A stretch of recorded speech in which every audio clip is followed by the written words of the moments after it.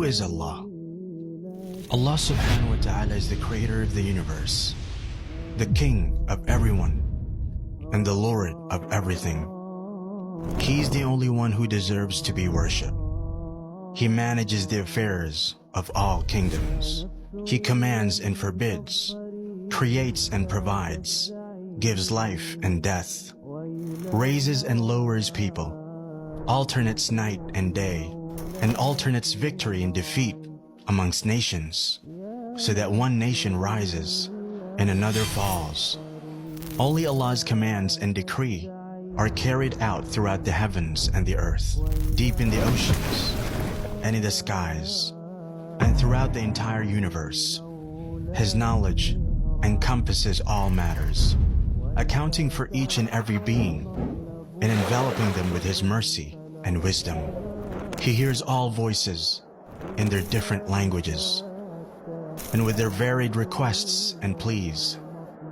One voice does not distract Him from hearing another, nor do their innumerable pleas confuse Him. The pleading of the needy beggars knocking at His door does not aggravate Him, nor do their questions annoy Him. He sees all things, the visible and invisible. He sees the black ant crawling across a solid black rock in a pitch-dark night. No matters are hidden from Him, nor are secrets withheld from Him. He has knowledge of all that has occurred and all which has yet to occur. Everyone in the heavens and the earth beseech Him for their needs. Every day, He attends to His creation.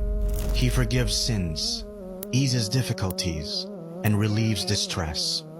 He mends the broken, enriches the poor, teaches the ignorant, guides the astray, directs the confused, and helps the desperate. He frees the captive, feeds the hungry, clothes the naked, and cures the sick.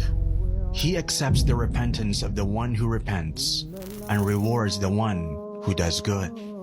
He aids the oppressed and humbles the tyrant. He conceals faults and calms fears. He does not sleep, nor sleep benefit Him. The deeds of the night ascend to Him before those of the day, and the deeds of the day before those of the night. Light is His veil.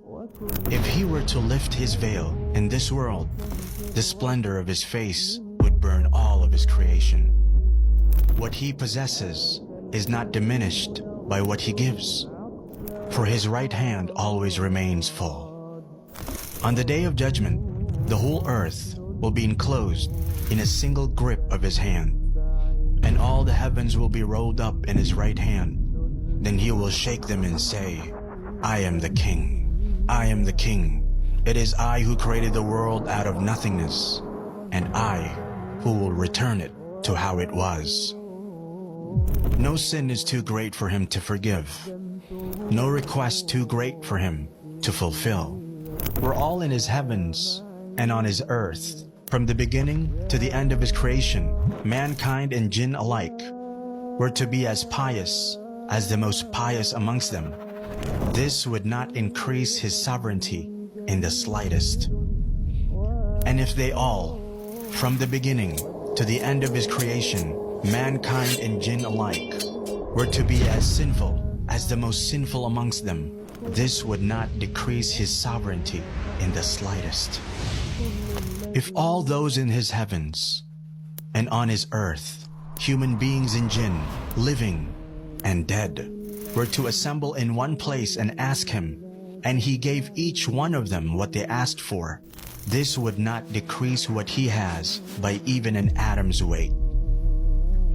He is the first before whom there is nothing, the last after whom there is nothing. He is the Most High, and there is nothing above Him. The most near, and there is nothing closer than Him. He is the most blessed and exalted. He is the most worthy of being worshipped and remembered. He is the most deserving to be thanked and praised. He is the most compassionate of kings, the most generous of those who are asked, the most forgiving of those who have power, and the most just of those who take revenge.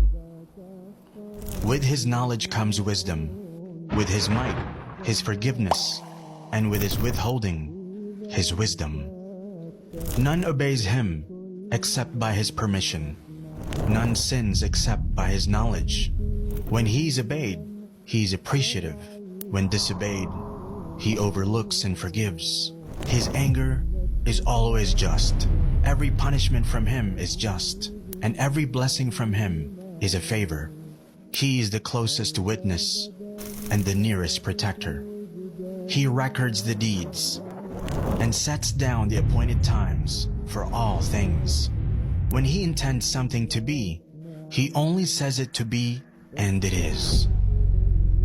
He's the king who has no partner, the unique who has no rival, the perfect master who has no companion or child. He's the independent who has no helper. Everything will perish except his face. Every kingdom falls except his kingdom. Every grace except his has its limits. There is none like him.